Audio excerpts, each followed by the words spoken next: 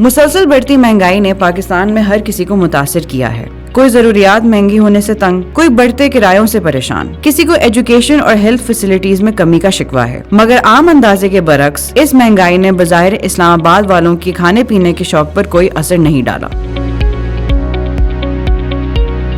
Markets की observation बताती है कि लोकल फूड पॉइंट्स में ही इजाफा नहीं हुआ, बल्कि बहुत से फॉरेन फूड रिलेटेड स्पॉट्स भी ओपन हुए हैं या पहले से मौजूद ऐसे मराकज में लोगों का आना जाना बढ़ा है। कोरोना के दौरान तो काफी रेस्टोरेंट जो फील्ड है बोला मतलब इस पर असर पड़ा था, लेकिन अभी माशाल्लाह अल्हम्दुलिल्लाह उसके बाद जब से ये खत्म हुआ तो फिर दोबारा लोगों का रश बढ़ गया। इसमें महंगाई के बावजूद भी रश दिन ब दिन बढ़ता जा रहा है। आप जितने भी जिस रेस्टोरेंट में जाओगे तो आपको हर वक्त मतलब रेस्टोरेंट भरा भरा नजर आएगा।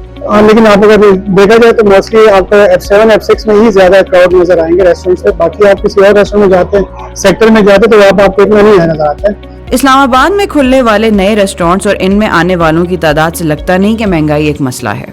देख लें आप इस एक ही प्लाजा में 5 रेस्टोरेंट है। पहले इसी प्लाजा में एक रेस्टोरेंट होता था आज से 10-12 साल पहले। अब इस प्लाजा में 5 रेस्टोरेंट है और एक छठा ओपन हो रहा है।